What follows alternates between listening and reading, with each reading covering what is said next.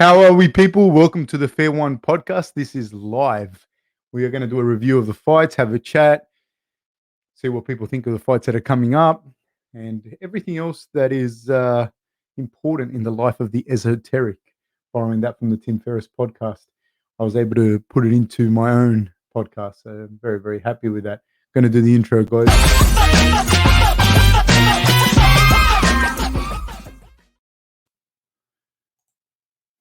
How are we all? Please let me know what you guys think, what's happening, what you guys thought of the fights on the weekend. I was very impressed with Cyril in the main event. He was very, very impressive guy, man. I was super impressed with Aldo. I was impressed with Bobby Green in his loss to Fiziev. Really, really impressed with Bobby Green. I think that he seems to have cleaned up a lot of his boxing and a little bit of his like the before he used to shoulder roll a lot and still get um, just get tagged up a lot. He wasn't doing a lot, but this time against a very good striker and Fiziev, he was able to get that into the third round where he Fiziev was throwing power shots, loading up on those power shots, and he really um, did a good job of not getting tagged up by him and taking that further and further into deeper waters where he was able to capitalize on it. So, well, capitalize as far as winning the third round.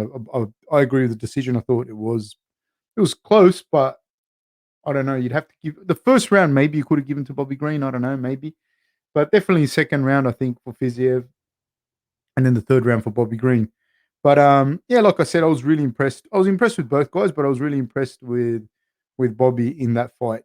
So that's Vicente Luque, man. He was he was really really good, man. He looked. You can't even say he looked great because the fight was so quick. Um, again. I think it was a good job by Chiesa. He was able to implement what he wanted to do.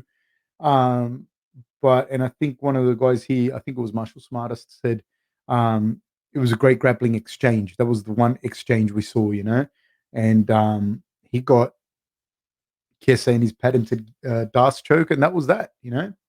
So yeah, so what do we got here? Nathan Gorman says, I feel like the fight between Francis and Garni would hinge on that exact detail. I don't see Garni able to stay calm, and for that reason, he gets clipped and KO'd. I don't know. I haven't seen anything with Cyril that looks like he wouldn't stay composed. There's nothing in it to say that he wouldn't that I've seen thus far. Correct me if I'm wrong. To suggest that he can't stay composed. Having said that, the thing I see, one of the things, and we'll talk about it closer to the fight, is the fact that unlike Derek Lewis, Frank's a lot more mobile and he can hit you from all sorts of different angles. He obviously it's nothing new that he hits very hard. He hits stupid hard and he hits from, like I said, different angles, off balance. He can be off balance. His feet might not be planted, and he'll still swing. And if he hits you, you're going down. Now, having said that, Cyril looks to be a guy that understands distance quite well. Other than tending to kind of be in the pocket a little bit, but he didn't do that against Derek Lewis. So I think that's something that they addressed. He's trained with Francis a lot before, so they both got each other's timing. But I think it's more important that he has Francis's timing and length down than it is the other way around, just because of the dire consequences that come from you not getting Francis's timing down pat. So I think the fact that those things happen are all in favor of Ghani in that regard. Not that I favor Ghani in the fight, but I'm saying that all those things, the fact that they trained before, I think favor Ghani a little more than they favor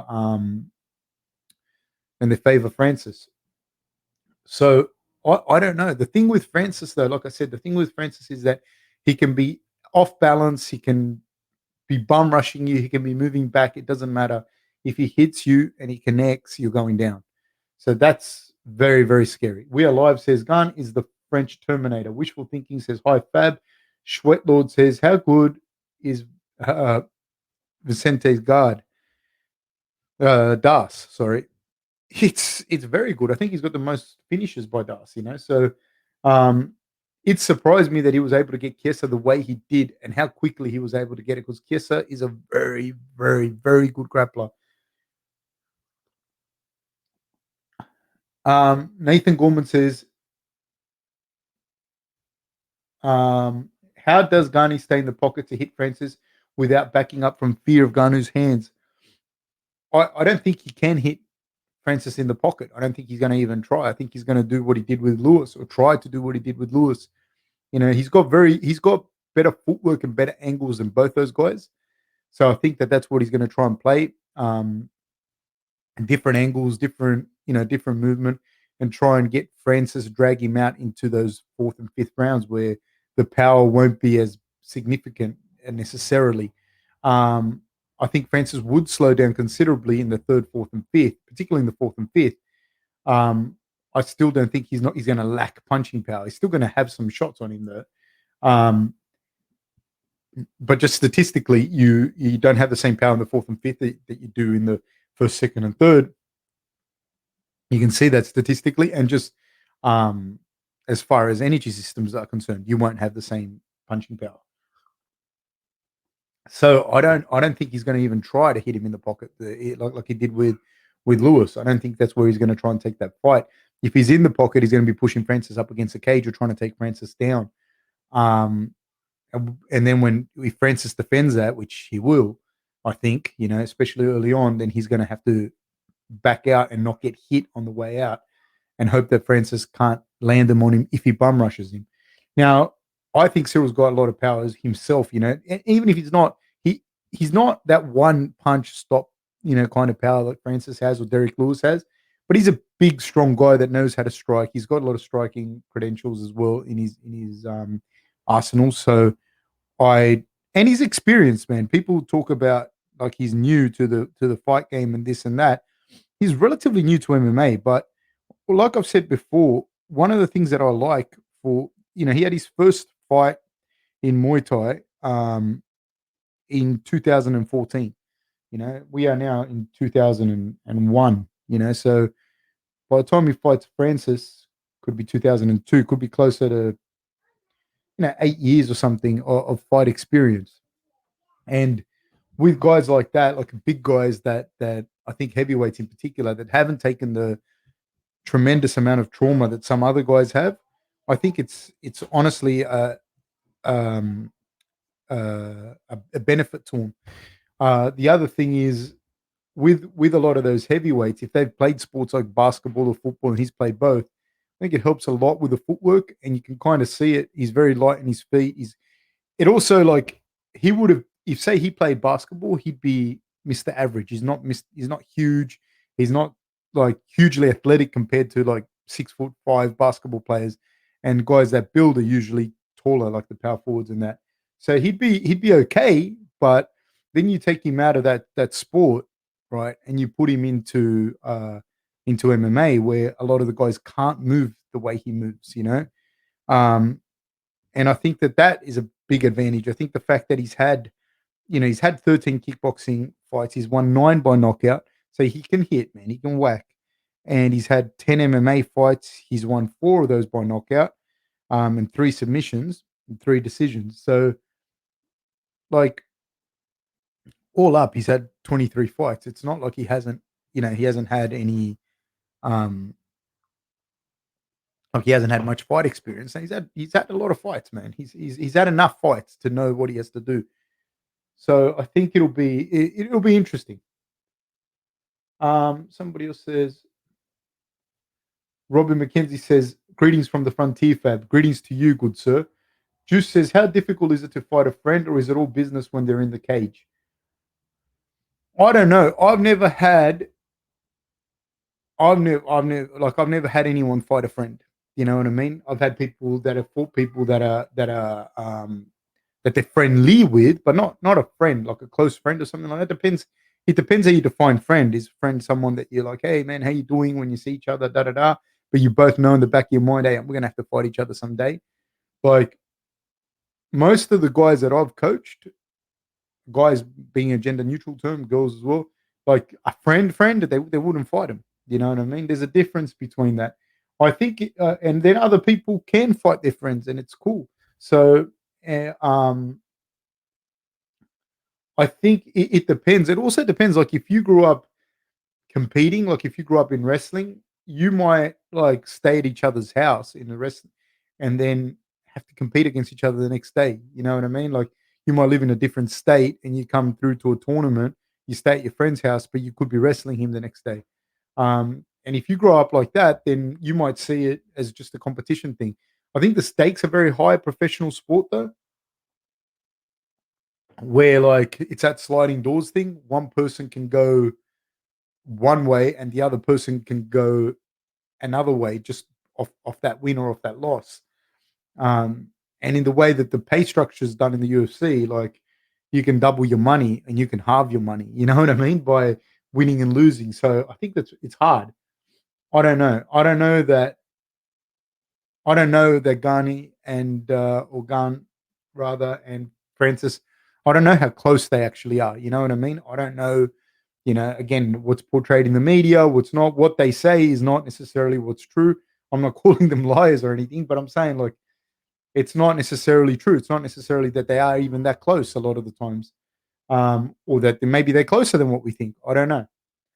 But generally, as well, like once you're in, then you're hitting each other. Yeah, you're hitting each other. Nathan Gorman says, "How does Garni say?" Okay, Schwetlord says Francis got power everywhere. Lewis had to hit the right hand, and both he and Garni knew it. I think for me is where the biggest difference from this fight to the Garni fight. Yeah, I agree.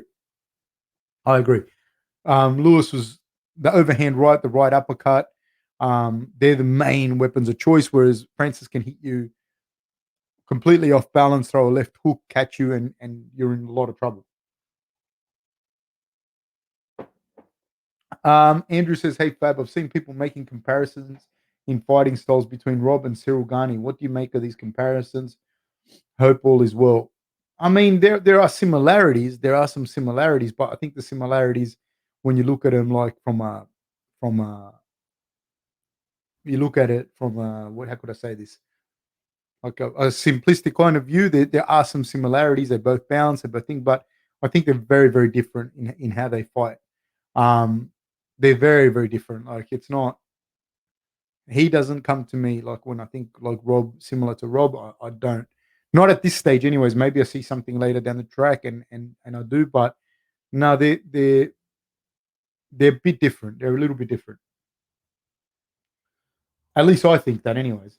Wishful thinking says, "How do you think a fight between Derek Lewis and Rosenstruck goes?" I personally think Rosenstruck is just a better version of Derek. I think it goes like every other Derek Lewis fight. Either he gets outstruck, he gasses out, can't hit the dude, um, or that happens and Derek Lewis cracks him anyways and he wins.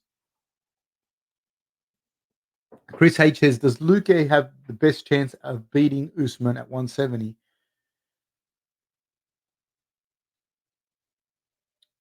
I mean, yes, he could. I don't know if he has the best chance because I think there are some really good fighters at 170. Even like like not just off. Oh, he won his last fight, he lost his last fight, But yeah, but I don't know if he has the best chance. He has very good chance, But I also saw that Kesa was able to still relatively early get him to the ground. There was a good grappling exchange, and he gave a good account of himself. Did Luke on the ground, obviously finishing him with a dust. But I'd have to believe that Usman would be able to get him to the ground and or hold him up against that cage. So I don't know if he's got the best chance, but he's got a good chance. Um, Evening Fab and everyone says Randy. Nathan Gorman says, "Can Gan outpoint Francis though? To last 5 rounds without getting hit, Stipe did it, but Stipe used wrestling. Gan doesn't have Stipe level of wrestling. But Cyril can wrestle, man. He's he has taken people down. He can wrestle. I don't think he has Stipe's level of wrestling. No. I don't know, but MMA maths like it doesn't add up like that either. You know what I mean? Having said that, Lewis beat Francis too, and he doesn't have any of those things. Of course, he has that one shot power. So I think it's not so much what you have, but how you use it. So I do think that it matters what happens in the fight. You know what I mean? That matters a lot. I agree with you though. You got to last at least 3 rounds without getting tagged. Maybe in the fourth and fifth he's lost a bit of steam. Da da da da da. But you have to last a good solid 3 rounds without getting tagged. That's a fucking hard, like a hard ask. Nathan Gorman, but he's not. Francis has proven that he's not unbeatable. He's not unbeatable. And contrary to popular belief, Stipe didn't do a horrendous job. He got clipped, man. He got clipped against Francis, and that's what's going to happen. And that's what you got to be careful with Francis. And Francis can't clip anyone. Doesn't mean you fall bad just because you lost. Nathan says, I don't feel this card was a pay-per-view worthy of a card. I feel like recently the fights on paper don't give me much excitement. The future pay-per-view cards look good though.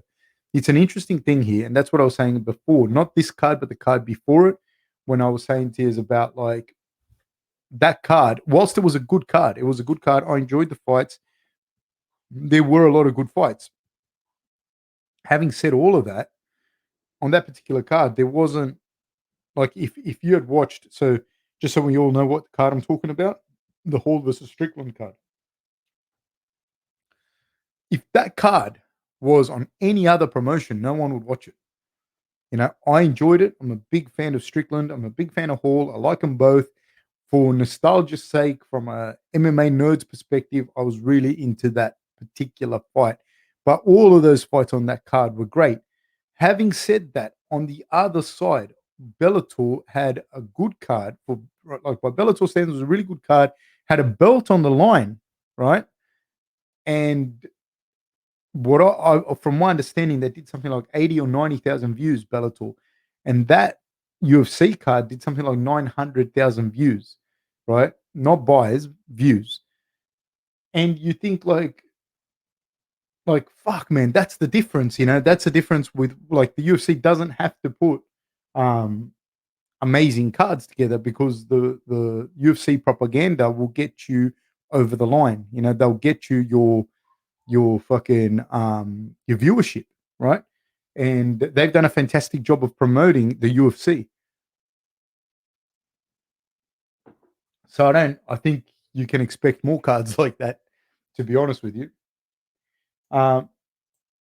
Juice says the friend question was in regard to Francis versus Gane, although I'm not sure how close they are. That's what I mean, man. A lot of the times it's played out. Like you got to understand, dude, this like whilst you have relationships with people, it's also like a work relationship as well to a certain extent. Like, people change jobs, people, whatever. It's not like you're necessarily best fucking mates. A lot of the times it's circumstantial. A lot of the times you go to a gym, and especially being a big guy, there might not be 10 other big guys at a gym. You might not want to work with 10 other big guys. This is another massive misconception that people have. People think you should go to a gym that has 10 other heavyweights. Why?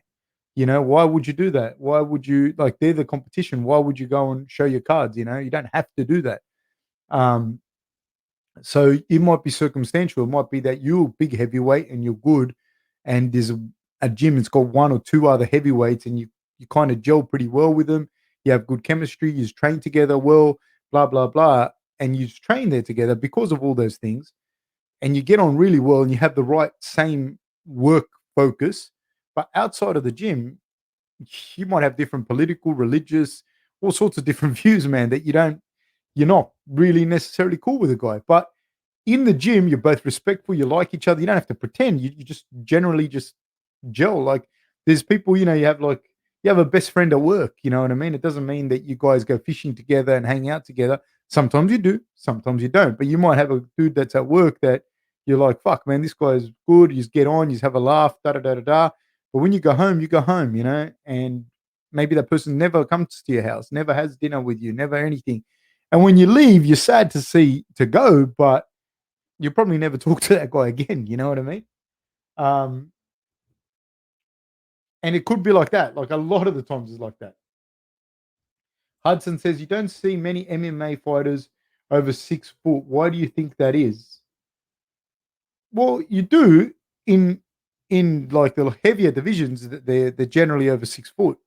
Um, but I would tend to think that if you're like generally like a semi-shield character, like you're almost 7 foot, Struve, all those guys, like if you have average level talent to play like basketball or something, then you're going to play that because you ride the bench in the NBA and get paid a lot more than you will as a fighter. Granted, the NBA is super hard to make, but I'm saying to you, like, you could play professional basketball anywhere and do pretty well, you know? I think you're generally going to see one, there's not that many people that are that tall. And when you are that tall, you're a bit of an anomaly. And there's other avenues that are open to you when you're that tall. Like you are, you're out. You, you're not a normal person. Also, when you're that tall, like you got to understand, there's not that many humans that are that tall. Just period. There's just not that many. And out of them, even less are going to be athletes. And out of that many, only very, very fucking few are going to be fighters. So it's that's probably why you don't see that. There's just not that many people that are 6'5", 6'4", 6'6". Anyway, you wouldn't see that many people over 6 foot in your office. Uh, Hudson says you don't see many MMA. Juice says, "Oh yeah, you mentioned it. Thanks." Andrew says, "Thanks, Fab." No, thank you guys. Thank you for everything. Salah Ahmed says, "Evening, Fab. Evening to you, good sir." Wishful thinking says, "Cheers, Fab." Also, what's next for Fiziev? What do you guys think is next for Fiziev? That's he's not in an easy division. It's a tough fight. I don't know. You know what I mean? Like, yeah, the lightweight division's no joke. There's a cavalcade of animals there, man. I don't know. You know what I mean? I genuinely do not know. Whilst he looked good in those first 2 rounds, I dare say over 5 rounds, if he fights like that, he's going to have problems. Even over 3 rounds, I think like a guy, that could push a little more than what Bobby Green did, which Bobby Green did a fantastic job. Could present some trouble for him. So whilst he did, it's one of those things, and again, it I guess it comes from, this is a compliment, not a criticism of Fiziev. I guess you expect so much from him, kind of like Islam Makhachev, that when they win, you expect them to win like blow the person out of the water, and if he does anything other than that, his stock drops. Whereas if the other guy's stock goes up in a loss, like Bobby Green's stock kind of went up in that loss against Fiziev, and Fiziev's stock kind of went down because he didn't run through Bobby Green, which I don't think is fair to really expect that of him. I don't know. I don't know what happens there. Like, can I see him beating a Dan Hooker right now? No. Can I see him beating uh maybe Dos Anjos, someone like that might be a real tough fight, man, for him. I think that's a nice fight to make. I don't see him beating Islam. I don't know. I think him, but I'd like to see him fight Dos Anjos, but it might be a step up too early for him. I don't know. Maybe another guy before he cracks that top 10. I'm not sure. Um, Ryu Ken says Cyril Gunn is growing on me. I wasn't a fan, but now I am. Actually, been a fan since day one. Nathan Gorman says Fiziev clearly won round 2 and Green won the third. It should be 29-28. How did one judge score at 30-27? I don't know. We spoke about it before. I thought the first round was up for grabs, kind of thing. I thought Fiziev might have got it. I could understand if someone gave it to Ding. I don't see it as a 30-27 fight. Obviously, we've spoken about it, like we spoke about it before, but you got to also understand there's 3 judges for that reason, and they can only see what they see. And if you're ringside and you're watching, you can only see from one perspective. You're not watching it from television. You might have a screen next to you, but you're watching the fight here, so you can only see what's happening from one angle, and that's why you have 3 judges. So I think like people do them, and people. I'm not calling you an asshole, but people, and don't get me wrong, I disagree with a lot of the decisions. I don't agree that it was a 30-27 fight, but I'm also saying this: the reason that you have 3 judges is because of that. That's why when you take one judge out and you say, "How did you see it like that?" It's because, dude, I can only judge from what I can see, not from what I think I saw. So you have to understand that as well. Like you can't, like if I'm watching, I can only see from one perspective. I can't see what somebody else is doing. Many, many times when I've cornered people, I've been watching, especially because I want my guy to win, and I've been thinking my guy's flogging that dude. But what's happened is my guy is on the other guy's on his back, for instance, right? The other guy's on his back, on the far side of the octagon from me, and all I can see is my guy's back and him wailing down, landing shots, bam, bam, bam. And I'm thinking he's going to kill this guy. When I watch the video and I see it from the other angle, he didn't land any shots. He landed shots on the guy's arms. The guy was tying him up. He's throwing punches. He didn't land any shots on the ground. I'm just giving an example. Then they get back to their feet, da da da da da. So I'm not whereas I'm not sticking up for the judge, but I'm also trying to explain to people it's actually this is how it's seen. It's not. It's this is what the judges can see. It's not really a fair thing, and I think people love to shit on the judges because it makes people feel like fuck. I know what's going on. These guys are idiots, and I think there's also the agenda where people can talk about they ripped the guy off of fighter pay, and it's like no, dude, they don't organize the fight pay. Um, I don't agree. Just for the argument, I don't agree with the decision. I don't think it was a 30-27 win for Fiziev. But I also think, like, you got to understand that's why you have three judges. If all three judges gave that 30-27 to Fiziev, I would be like, nah, then it's impossible because you have three different angles. How the fuck did you see that? Um, Chris H says, if NYC is requiring vaccines, the Madison Square Garden card is going to fall apart. Zachariah Tana says, big fabulous. What do you think about UFC forcing an interim belt in the heavyweight division to force Francis to fight? That's not why they did it.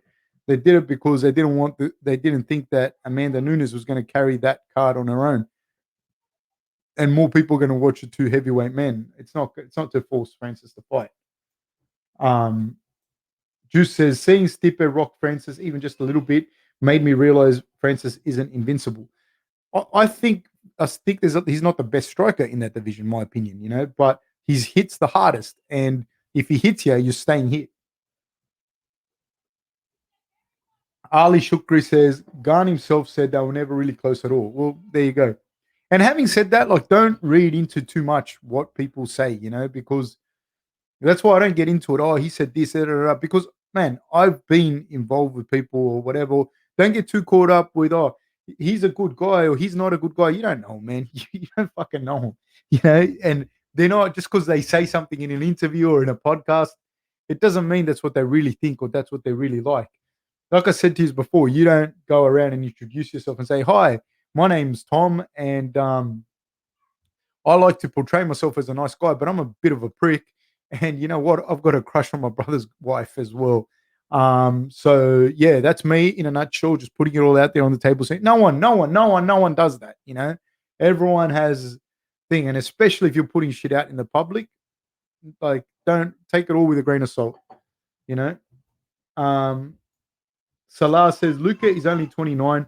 I feel like it's inevitable he becomes a champion. Welterweight is an aging division. Usman, Wonderboy, Burns are all on their way out. Leon and Luka are the only young guys in the top 10. True, but you got to remember with welterweight and lightweight and featherweight, they're the weights that most people walk around at. So there's always new guys coming through. There's always new guys coming through. I think Luka's a pretty bad motherfucker though. Pip Dennison says, hi, Hefe, sorry I'm late. Surf with Jacko was fun. What did I miss?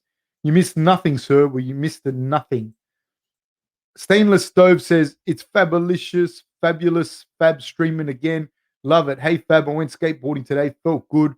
Rest in peace, Fab's knees. What did you think of Aldo? Thank you, man. Thank you for supporting us. I think Aldo's one of the best to ever lace gloves on, man. He is a monster, dude. He is an absolute monster. I think he could have been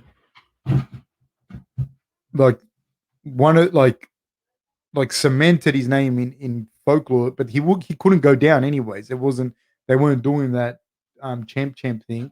But I think he could have been one of those people that held the belt as a featherweight and as a bantamweight. Oh, like I said before, like when I first saw him, I thought, like when I first saw him in real life, you know how people make fun of me because they say everyone thinks everyone's big. I don't, but there are people that are fucking big and there are people that aren't. Kessa was huge when I saw him in real life. Aldous shocked me how small he was. Like when I first saw him, because on TV he looked like, man, this guy looks massive for featherweight.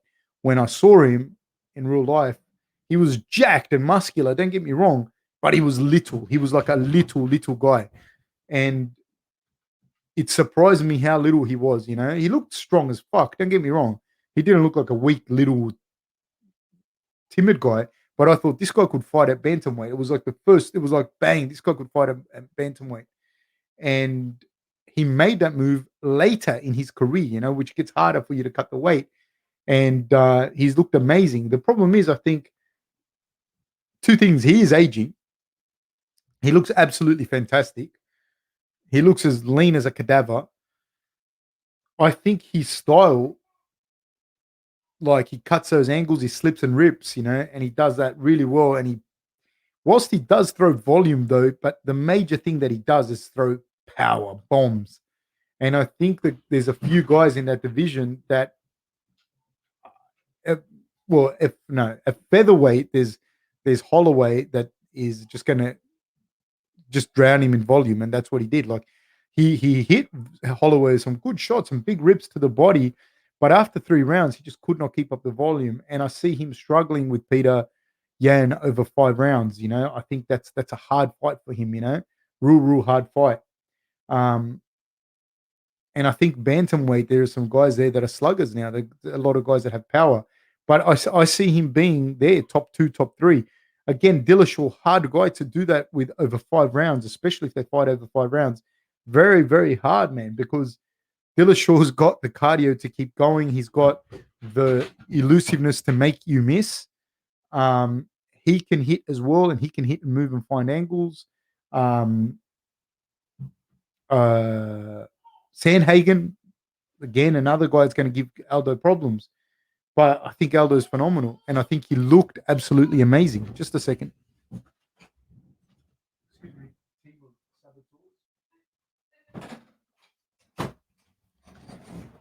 Juice says, I would have no trouble fighting any of my work colleagues. Jokes. Well, there you go then. That's how a lot of people feel.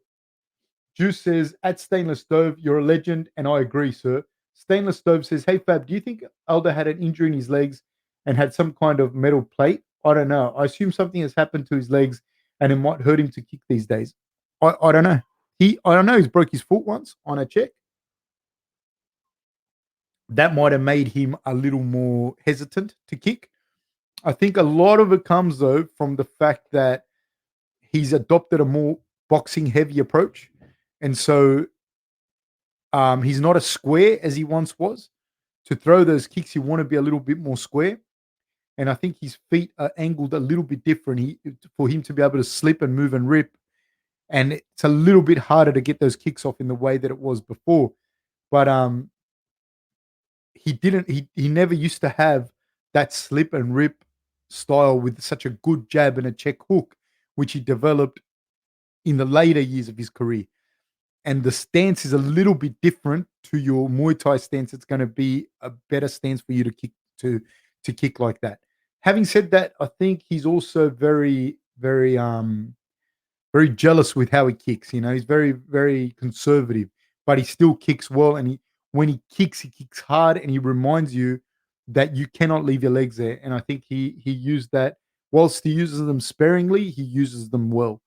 So I think a lot of that's got to do with the stance, the change of stance in his boxing. The check hook and the jab are now primary in his arsenal, and his ability to do different, like to do different types of jabs and to time you coming in with uppercuts and whatnot. It's a little bit of a different stance, so it's kind of off for him to throw that kick a little bit. My opinion. I could be just talking shit. Stainless Stove says, when did Mini Me have such a growth spurt? Who are we talking about? We're talking about my daughter. Um, when did she grow? Is that what you're asking? I'm not exactly sure. Quezzy B says, Tony Ferguson versus Fiziev.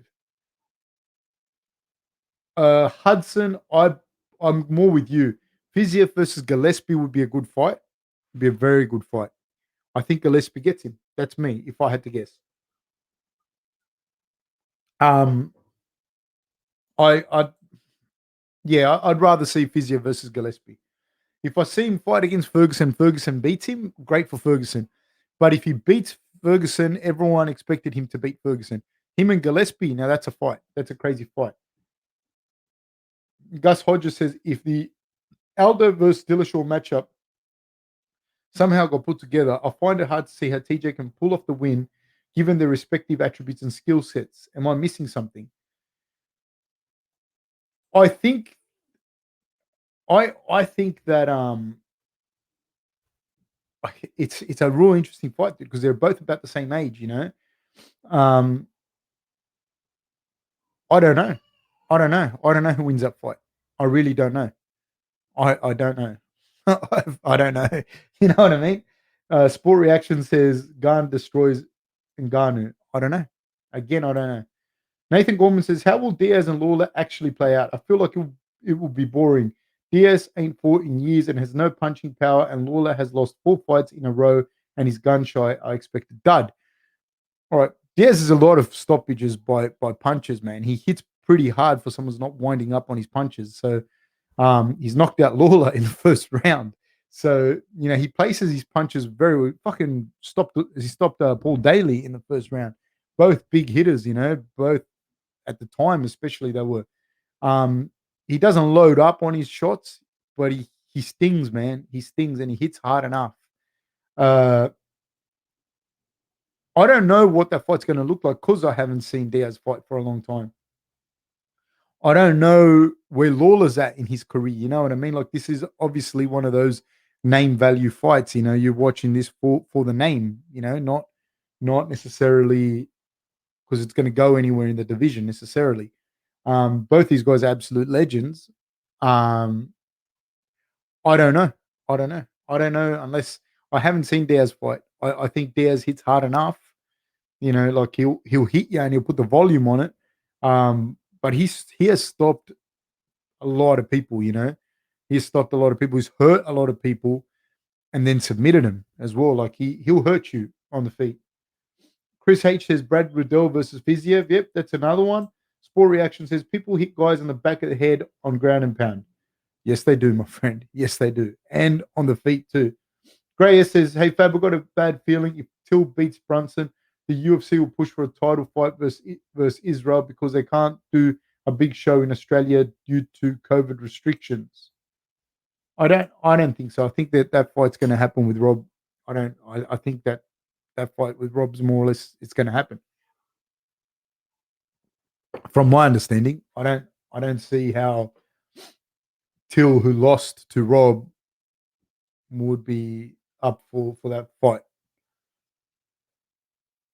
Um, Juice says might go to NZ. I don't know. I don't know. I don't think. I don't know. I really don't know. I don't see how you could make the fight in NZ right now with the whole COVID thing. New Zealand is you're going to have to quarantine. It's going to be a shit fight over there. Sport Reaction says, "Would you fight in New York with the taxes?" We get taxed big time here in Australia, so I don't think it would make a massive difference. Laced Up says, "Imagine Prime Cain Velasquez versus Cyril Gane. That would be a technical heavyweight fight if I've ever seen one." Really good fight, that one. Really, really good fight. I would have liked to have seen a Prime Cain versus Francis. Stainless Stove says, when I see Aldo fight a bantamweight, it confuses me. He's a tank. He is a tank, man. He's a very, very, very athletic, like really, really strong, athletic little guy, dude. Like he really is. Nathan Gorman says, Sean Brady is out of the Kevin Lee fight. Who you think Kevin should fight? I personally think he has the physical attribute to be champ. His performance was versus Barboza was mad. I feel like he lacks something mental. Um, I can't say to you what it is. You know, Kevin Lee has definitely got all the physical attributes to be champion. I don't know what it is. I've got my theories, but you know, that's my theories about somebody else that I really don't know. I don't know who he should fight. Not having, uh, you know, Brady being out of the fight, I don't know. But yeah, he's a very, very, very, very good fighter. Um, he's another guy that at lightweight you have to throw him in the mix, and you have to think like he could get through pretty much anyone there, or he could beat anyone there, or he could lose to him. But he's a yeah, there's something there that he hasn't quite put together yet. And I don't think it's because I don't know. I don't know. I can't really say that. Sport Reaction says Aldo being small has a negative impact on his GOAT debate, less risk of getting knocked out. Yeah, but there's also more. They're also faster and overall more skilled. You know what I mean? You can't compare the skill levels. I think the technical skill levels of an Aldo with do this. Pick the top five guys at welterweight. Pick the top five guys at featherweight and lightweight, and compare those guys to the top five in heavyweight. It's skill levels aren't the same, dude. They're not even close. Um, Stainless Stove says, Fab, apart from Peter Yan, who else at bantamweight do you think has the best chance to give Aldo a tough fight? Like I said earlier, I think Dillashaw, I think Sandhagen, Aljamain, all those guys will give him a good run, man. Stainless Stove says he just looks so fucking jacked. He's ripped. He's super lean.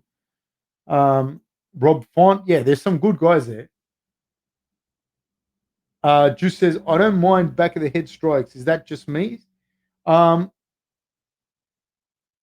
I don't know if it's just you and the context you're being hit in the back of the head. MMA Shorts says, please give a shout out to my channel. Shout out to MMA Shorts. Wishful Thinking says, hey Fab, fairly new listener. What's your relationship with Rob and how did you meet? Man, thank you for joining us. I really appreciate it, my friend. Obviously, it's not you. It's just something that keeps getting asked. I don't really have any relationship to Rob now, but I was one of Rob's main coaches for like 7 years.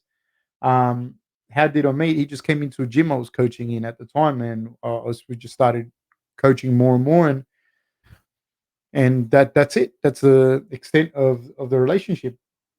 Juice says, "Is Stipe versus Jones official? Have you already spoken about it?" No, we haven't spoken about it. We can speak about it. That's going to be a cracker fight. Lucian Fox says it's crazy. Just a few months ago, I remember you saying you can't see anyone beating Francis. Then boom, Cyril comes out of nowhere. Um, yeah, look, man, I don't know. I don't know that the Cyril can beat Francis. I think he can. I think anyone can beat anyone. But like I said, I think Cyril's got a lot of weapons and he's smart. And he can beat him. The only thing he's got to not get hit for 3 rounds, and then the fourth and fifth, I think Cyril can really come on. Um, I think he's much better striker. I think he's way better striker. I think he's much more technical than Francis. He's got much better movement. He's got much better angles. But Francis defies those laws of physics. He can be off balance, hit you, and knock you into next week. I don't know if I said I can't see anyone beating Francis. I don't know that I would have said that necessarily. I'm not saying I didn't. The reason I say it is because I've seen people beat Francis. Stainless Stove says mini me equals UFAB. Stainless steel boldness. Adam D says, do you keep up to date with the Ultimate Fighter, Fab? Nah, not at all. I do not keep up to date with that whatsoever. Not even 1%. I just don't.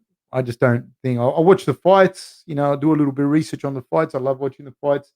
Um, and yeah, that's the extent of my thing. I don't watch like too many interviews or anything like that, just because honestly, to me, I know how much it's all just a show, and I'm not bagging people for that. I think it's all cool for you to watch that, and if you enjoy the back and forwards and that and everything, it's all good. But I also know that it's all bullshit. You know what I mean? None of that's real. None of it matters. So it's not what you see is not what it is. The people aren't going to say what they really think or who they really are, necessarily. So yeah. Juice says, I'm talking about back of the head strikes in MMA. Just a sec.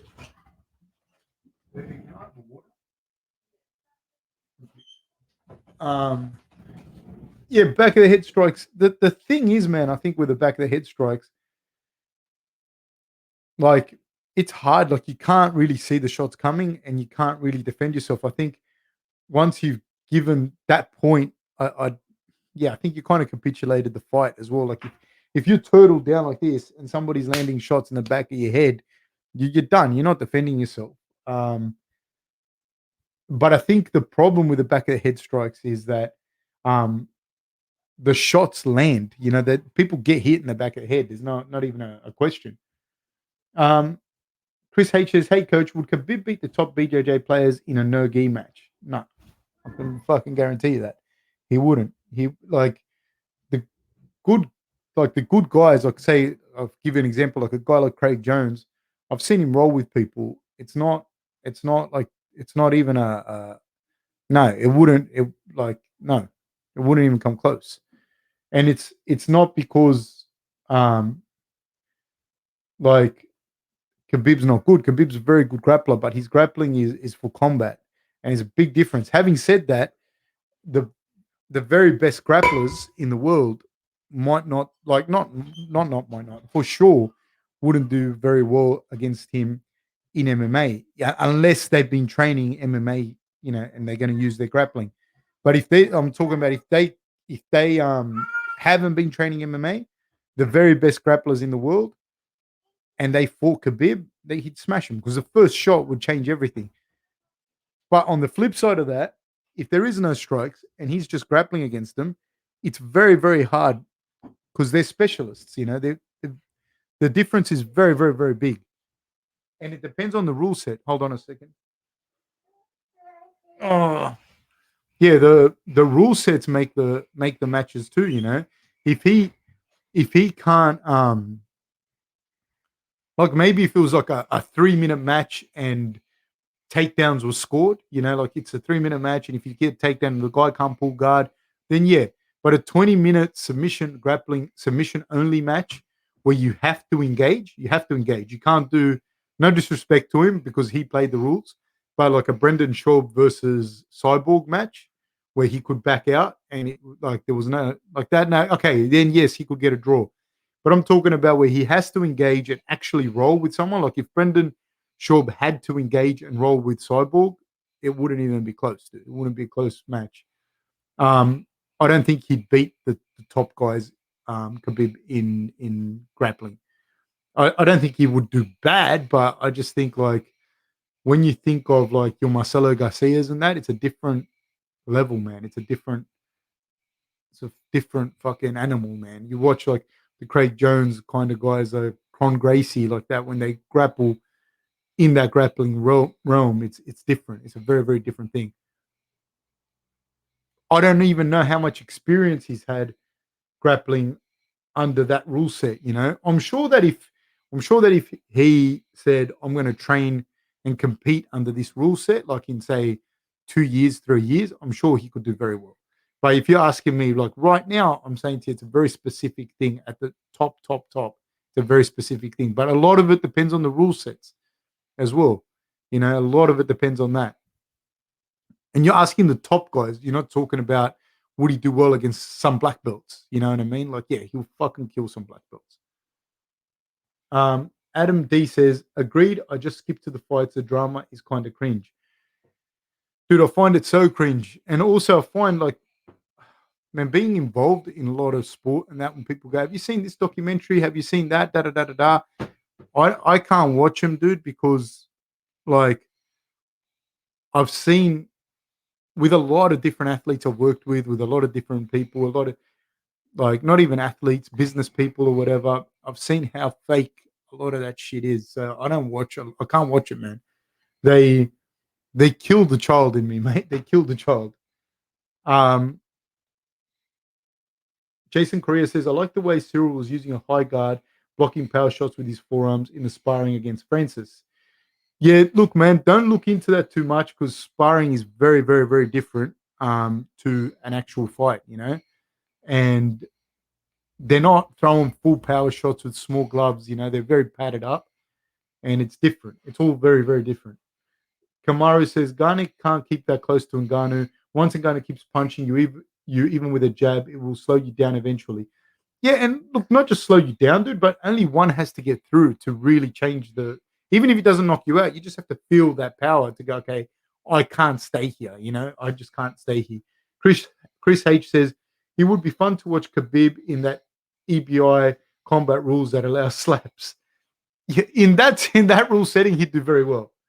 Um, but see, you got to also understand something else with Khabib. It's not just his grappling that he. I I haven't seen him fight, and this is the thing. I haven't seen him fight a Gilbert Burns or and correct me if I'm wrong with this, but I haven't seen him fight a Gilbert Burns or a Charles Oliveira. Charles Oliveira would have been an interesting fight. Um, in MMA, which would be a little bit different because that's a different puzzle to solve. Like Charles Oliveira's jiu-jitsu is very, very, very good. I do think Khabib will get the better of you because this is why. It's not the grappling. If they had a grappling match, Charles will probably tap him. Probably. I'm not sure. I have no way of knowing this. Um, but I do think like if he when he fights, he puts on a pace. He puts a pace on you, and he implements his strategy to a point where like he does it the best out of everyone, dude. He knows that he can take you down, and if you get up, he can keep that pressure on you and take you down and let you get back up, and he's going to hit you on your way up. And if you stay in the guard and he ever feels uncomfortable, he just stands up and wails on you, and you've got to move.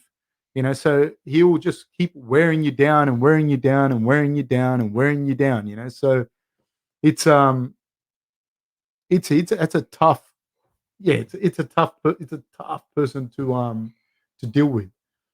Um, sorry guys, I'm going to skip a couple of these.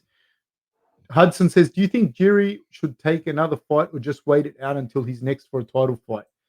I don't know because with the UFC, there's no way of you knowing if you're going to get that next title shot unless I don't know. I can't even say unless anything. You don't know because the rankings aren't actual proper ranking. It's not a tournament system or whatever. So if you don't fight as well, what happens is the guy behind you comes through, has a great performance, and then the next thing happens is he's in line for the title. So I don't know. His performance against Dom was fantastic, but I don't know if that alone is going to get him a title fight unless if someone comes through and does something spectacular. I don't know. Gus Harris says, "G'day, Fab and Mini Me. What's your background?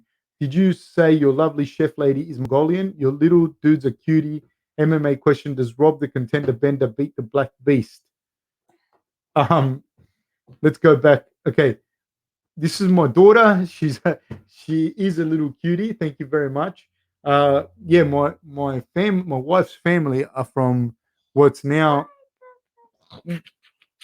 my wife's family is from what is now in Mongolia. Uh, they are Chinese. They're like Chinese now, but they're from like the triple border of Russia, China, and Mongolia. Thank you very much. Rob beat the Black Beast, the Derek Lewis. Dude, they are separated by quite a few weight divisions. Juice says the F bomb in Australia is how we greet each other. It's a term of endearment. Martovi says, "Notice you interviewed Isaac Butterfield. Just wanted to ask how that came about. Did you hit him up or did he hit you up? I only recently heard about him and saw his content. A mutual friend. We have a mutual friend, and that's how he came on the show. We just spoke through a mutual friend. Um, Gus Harris says Fab and the Bartsman would be awesome to watch. That said Gus Harris. Yeah, no, I think and also going back to that thing you were saying about Khabib in grappling, baby, the monster. Going back to the thing you said about Khabib in grappling, don't misconstrue what I'm saying. I'm not saying he's not capable of doing fantastically well in no gi elite competition. He is, and he may well be if that's what he's doing right now. Like say for example, the last 2 years, he stopped fighting and that's what he's focusing on. Yeah, he could do amazingly well. But all I'm trying to say to you is there's a big difference, especially in the rule sets, man. Like 20 minutes sub only. It doesn't matter if he takes him down or whatever, da da da. You're looking for submissions. You know, the top guys are gonna more than likely gonna get it. If it's IFBJJF thing, it's like you can win if you're not practicing that particular thing. You can win matches and lose matches by advantages, you know, or whatever they're called now. I don't know if they're called the same thing. So you have to be like doing that exact thing for a while. Otherwise, it's hard for you to really get what you're doing. Um, Chris H says, thanks for taking time to answer all of the questions. Appreciate it. I appreciate you guys asking them, man. I appreciate you guys being on the chat. So I really do. Thank you so much. Juice says, how easy or hard is it to fall into a guillotine when going for a takedown? I've seen many times a guy go for a takedown and the defender throw on a guillotine. It doesn't usually work, but I see it a lot. There's a couple of things with the guillotine, right? It depends. Your head positioning depends a lot. If your head positioning, if you're like almost at a right angle with your head down like this, it's a lot easier for them to guillotine, and then they're going to break your posture, and the guillotine's going to be in a lot deeper. But if you change your level and shoot, and your head's kind of up, it's hard for them to guillotine you to begin with, right? The other thing is once that person goes for the guillotine, unless they've sprawled, depends who you do it to, man. You do it to Marcelo Garcia, you're gonna get guillotined. But it depends who you do it to. If the person has kind of defended the takedown first and then they've got the guillotine in and then they go for it, they'll probably get the guillotine. But if they just jump into the guillotine, a lot of the times the takedown's finished.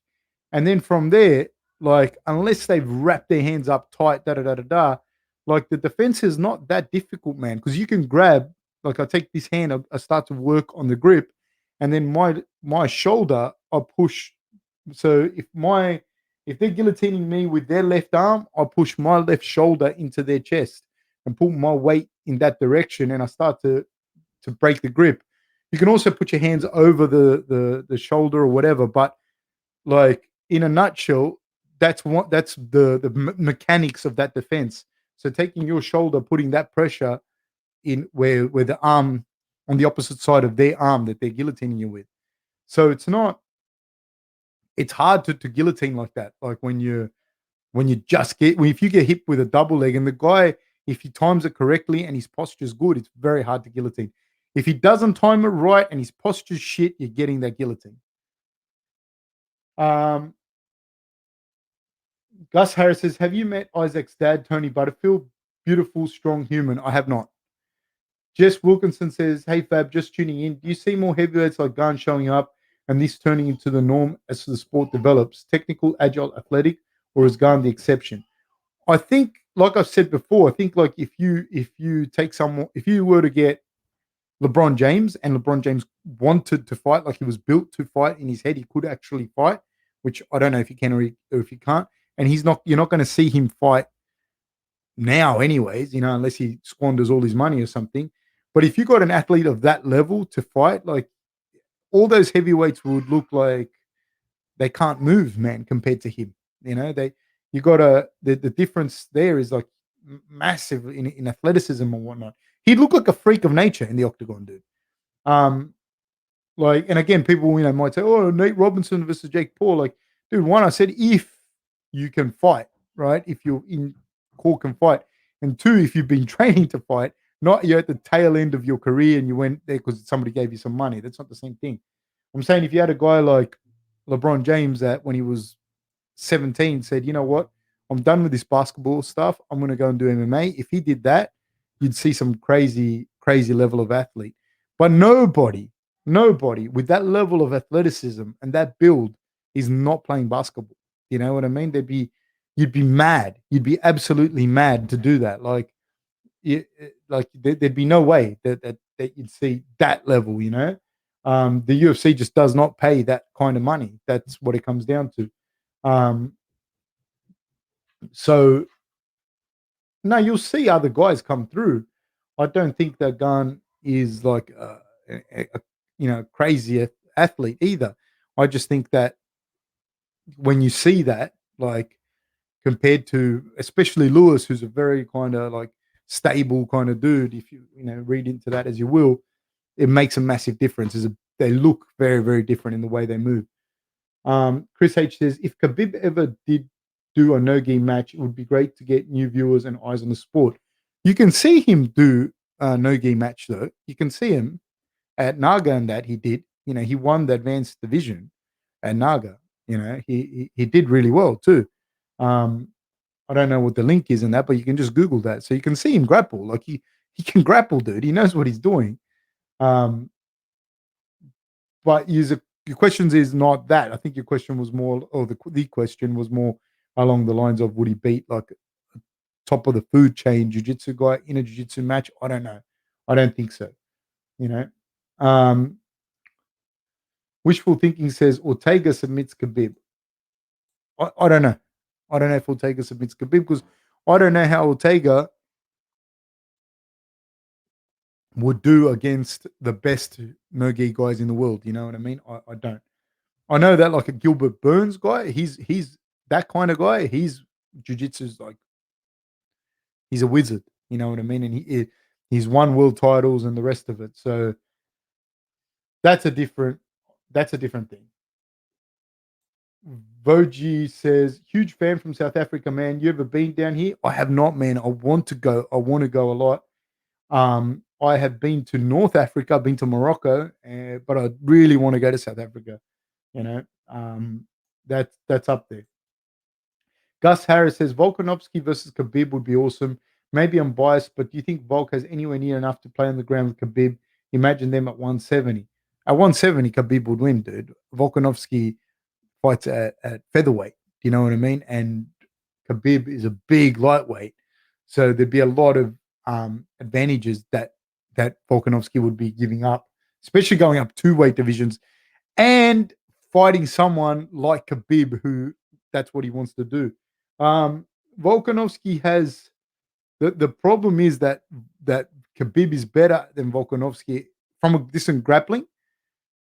I think Volkanovski is the better striker, but Khabib is better than Volkanovski at what Volkanovski does best in the grappling department. Khabib's better, but Volkanovski is a better striker in my opinion. But I don't think he has the striking to stop Khabib coming forward. If you're making him go up, if you're making him go up to welterweight, he's small, dude. He's a short guy. He's very, very thick, and at featherweight, he at featherweight he can do what he does because I'm telling you, there'd be no one stronger. It wouldn't even be fucking close to how strong he is compared to everyone else at featherweight. Like I've worked with him, and like I've known him since he was a little kid. You know, like he had a bowl haircut and that. He used to go to the wrestling tournaments when under 12s and that. And I was coaching like other teams.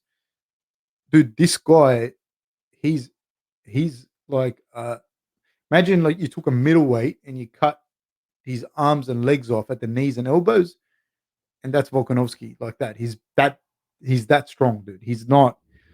It's special strong. How are you, Abul Fazul? Juice says, thank you for the guillotine explanation. Very interesting. I'll be able to show off my knowledge to my mates at the next fight card. Juice, when you do it like casual, like something that they should have known. Like everyone likes that patronizing dickhead friend. Try and be that guy because everyone likes him. Papa Brev says, Wagwan fat boys, Fab, why is the full guard guillotine the most inconsistent sub out there? Now, standing guillotine, that is for the man of culture. Basically, because of the explanation I said before, like a full guard guillotine is hard because they can just push down with the shoulder that's like that's against the body. They can push down, and it's not that hard to defend. It's not impossible to get it, but it's not that hard to defend. You know, I like to not anymore because my knees are shot, but like a kind of like a half guard guillotine from there is and I can put one leg over the back. I prefer that more. I have long arms and long legs, and I like that more than the full guard guillotine. That's just me. Abul Fazul, if you could not put rude gestures on there, I'd appreciate it, my friend. Thank you so much. Sam says Triple C will sub LeBron. LeBron would probably punt him, dude. Chris H says a lot of guys that size go to the NFL in the US instead of fighting. Yeah, that's what I'm saying. Like you go to in Australia, you'd play basketball, or you'd go to rugby league or rugby union, AFL. Like that's where those kind of guys go. And in the US, basketball, mm, NFL, even baseball, dude. You know what I mean? Hockey. Like you got to understand, dude. All those sports that I just mentioned, even soccer as well. Like for the lighter guys, if you've got the talent to make it all the way to the top, he'd go all the way to the top. You know what I mean? You wouldn't. There's no like people might say, oh no, he could have played in the NFL, but he's he's he's he's fighting. Maybe there might be one dude that really what he wants to do is fight, but nah, like just look at what you would get to pay to ride the bench if you had like this much talent. You'd go. Juice says LeBron would KO Triple C. Juice, how dare you, sir? Uh, Papa Bridge says I could only see Khabib getting dust. Well, you can go on YouTube and see him getting triangled. Um, Man, he could get submitted. That's not. I guarantee you get submitted at training as well. Gus Harris says, "G'day, Voji from South Africa." Like, I've seen really good guys get submitted by not so good guys at training. That happens all the time. Uh, Sorry, guys, I'm going to skip a few. Brett M says Khabib's pressure is what beats even the best striking. I think also Khabib is not unbeatable. You know what I mean? I think that he got out at the right time too. You know, he was smart. You know, he did a very, very good job of that. Gus Harris says, didn't Volk debut at middleweight? Yeah, and he walked around even heavier. But if you think he could compete at middleweight in the middleweight division in the UFC, is a different story. He competed at middleweight in like the regional shows back in the day. I remember him at middleweight, but he's a little guy. Like he's a very short guy. The conscientious objector says Khabib was a huge lightweight. Guy almost died making 55. Yeah, and he was smart to do that, you know, because the way that he fights, he can be the bigger guy there. That's a big thing. Gus Harris says, nah, Southwest Sydney, Voji, much love to you though, my man. That's nice, guys. Bacon and Egg says Cyril beats Francis for the simple fact that he has a chin and more tools. Dude, if that was the case, then I would be a millionaire in picking fights. But that doesn't mean that you win fights. Dude. That's you've seen, especially in the heavyweight division, where one shot can knock you out. I don't think that Cyril can't beat Francis, but I don't think that it's as simple as that. Chris H says, if Gordon Ryan is retired, who do you think is number one right now? I don't know, dude. I don't follow grappling to that extent. I don't know like the who's who and who's coming out of Brazil and who's winning this and who's winning that and who won. I don't know like to that extent to give a proper answer. The name that comes up in my head is Craig Jones. But there's always good guys, man, coming out of Brazil and whatnot. There's always good guys.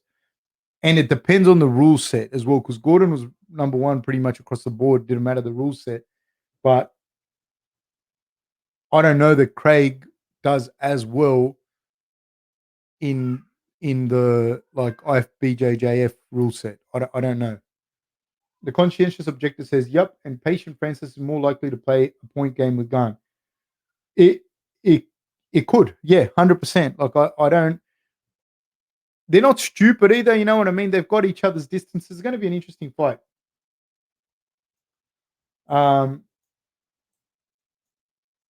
Okay. Virgie says, I'm actually okay. Sorry, guys, I'm just skipping a few. Virgie says, Fab, do you still see train with Whitaker? No, I do not. We stopped working together. I sold the gyms to him and that maybe 2 years ago almost now. The start of the pandemic, about 4 weeks before the pandemic, that's when I left that team. Like I sold him the gyms and we fixed all the business stuff between us and he's with that team and I'm doing my own thing over here. The conscientious objector says, "Do you think Khabib retired because he could no longer make 55? His weigh-in against Justin looked rigged 100%." I don't know that it was because he couldn't make 155. I think like it might be like I don't know, but I think he's smart, dude. Like not many people. I admire the fact that he got out when he did because not many people understand that there was only at any time, what his loss was coming. It was around the corner. You know what I mean? Someone was going to beat him. Someone's going to beat him soon. And as soon as they beat him, it's going to be see Khabib blah blah blah blah blah blah blah blah blah blah blah. So he got out when he got out. You know, he got out at the exactly the right time. He beat Gaethje, and that was it, man. He got out. I think that was a smart thing to do. Whether it was because he whatever his parents not who knows he couldn't make the weight he had maybe he has an injury that you don't know about, so who knows why he got out, but all I know is that he got out at the right time and he was smart to do it. um Laced Up says even just a small free snippet of Khabib's instruction on BJJ Fanatics shows how even just controlling an opponent on the ground using just your legs has a dramatic effect against the current fighters. 1000%. 1000%. If you I can't stress this enough. If you take someone down and you can make them stop, then you will get some time to rest. And that, my friends, is the way the cookie crumbles. It's 100,000 billion% correct. Um, so yeah, that's just how the cookie crumbles, man. That's the way it works. And he's a freak of nature, you know. Um, Gus Harris says, sorry for the side chat, Fab. You seem to have a tendency to draw quality humans to your chat and isolate as wet dream. Thank you, sir. That's what I'm going for, man. I'm glad that we can all have a chat and have a good time here, and I really appreciate it. And I appreciate the support from you guys. And please have all the side chats you want, guys. Please do so. I just won't necessarily read them all because they're side chats, but please have them all the side chats you like. Juice says Stipe has a chin too. Yeah, man, having a chin is not like the chin will get cracked. You get hit flush, your chin gets cracked. Simple as that. Chris H says, hope Gable Stevenson will start training MMA. He's one of those freak athletes. Yes, he is, dude. Yes, he is. And if he's going to go, he now would be a good time. You know what I mean? But you know, the thing is like some people don't want to do that. And like we are talking about it, like in other countries, like if you're gold, like say a Jordan Burroughs or something like that, like he'll be fine financially, etc. Da da da da da as a wrestler and what he is and da da da. And if he wants to coach wrestling and he loves wrestling and he doesn't need to fight and he doesn't have to lose his brain cells, he'll be fine. You know, more than fine financially, and especially like in a lot of like Eastern European countries, um, like some of the Central Asian countries, like the wrestlers, if you win a gold medal at the Olympics, you're God in that country, dude. You're absolute God. In Russia, you're looked after, man. You're you're looked after if you're a gold medalist. And so not just this is how much money you get off that. Like you are pretty much safe to say you could walk into any university and be a top level coach, you know?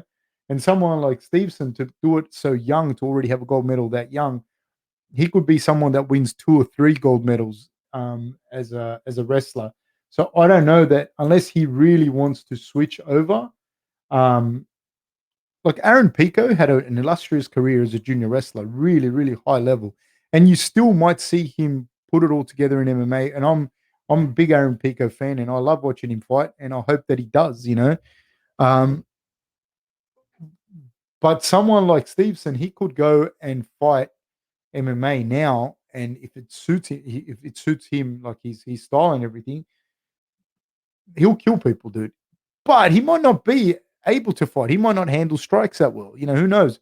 And the flip side of that is he's a kind of guy like Mijan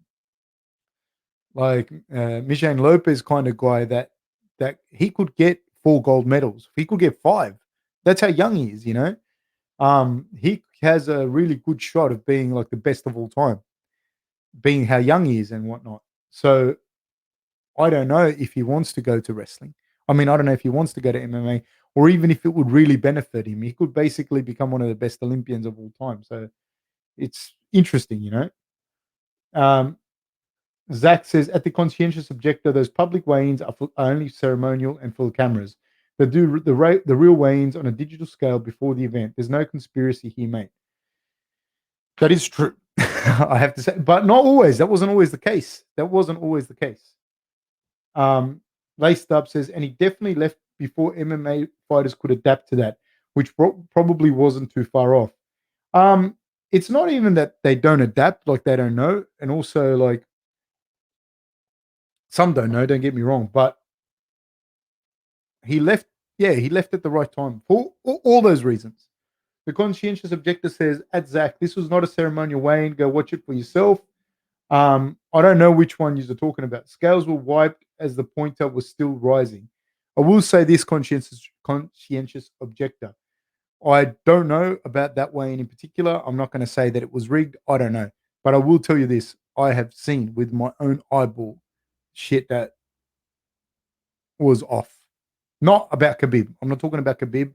I can't say that about Khabib, but I'm just saying with fighters and weigh-ins and a whole bunch of stuff, I've seen people not make weight and it just go through. So I've seen that. I've seen it with my own eyes.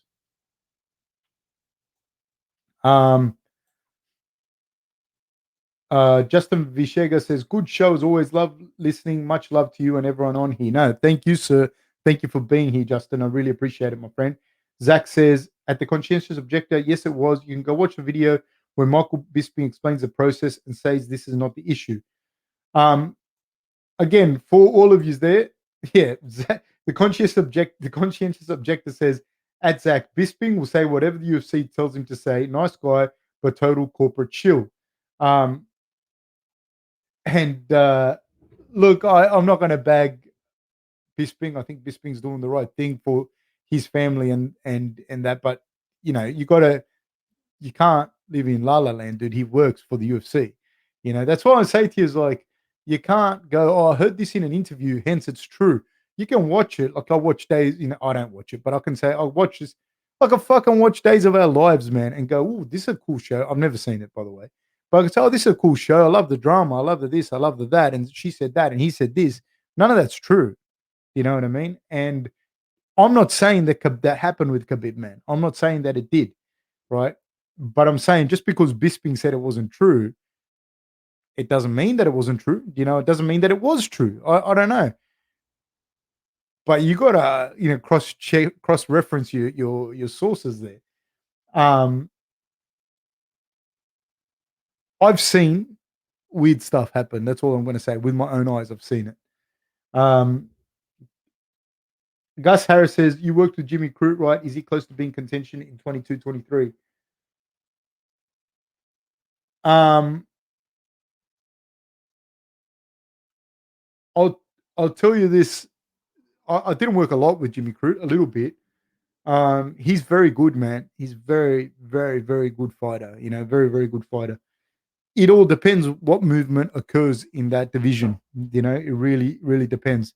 He hits very, very hard. Hits very hard, highly skilled fighter. It just depends on what happens there in that division. Gus Harris says top five. I mean, yeah, top five. He can probably get up there. Yeah, for sure. Top five, yes. Marty Raven says, I think Jordan Burroughs would be able to demand a large salary from the UFC. Yeah, I think yes, but at the same time is like, does he need that? You know, does he need it? Like, not everyone wants to fight. Not everyone wants to get their head caved in for what you might think is a large salary. You know what I mean? Where Jordan Burroughs is one of the greatest wrestlers to ever do it, and like he just on speaking tour and coaching and whatnot, he'd make a very, very comfortable living. I don't think he has to fight. You know what I mean? Um, Gus Harris says, didn't Burroughs miss out on the Olympics? Wow. Talk about unlucky timing. Almost everyone will lose at some point. Everyone will lose on at some point on a long enough timeline. Also, you got to understand, Marty, as well, is like we spoke about earlier. I'm not a UFC hater. I like the UFC. I'll tell you right now, they're a fantastic company to work for. You know, when you go with your fighters there, I've been to a lot of different promotions. No one comes close to the UFC. No one comes close in terms of professionalism, in terms of how they put the show together, how structured, how well organized it is. Everything's thought of. If you go up to someone and say, "Hey, my guy needs X, Y, and Z," it's fucking there. Like there, boom, they'll get it for you. They are a fantastic organization in terms of that. Um, the fighter pay is not their fault either. Like as far as like um the fighters will fight for what they pay them. You know what I mean? Like they're not stopping and going, no, no, no, no, no, no, no, hold on, no, no, no, no, no, X, Y, and Z. Like they pretty much will fight for whatever. And so what happens when you're talking about a Jordan Burroughs? Understand this. I'll repeat what I said earlier. The UFC had a card, the Strickland and Hall one, that no one would watch. No one would have watched that if that was on Bellator, on ONE FC, on Legends. No one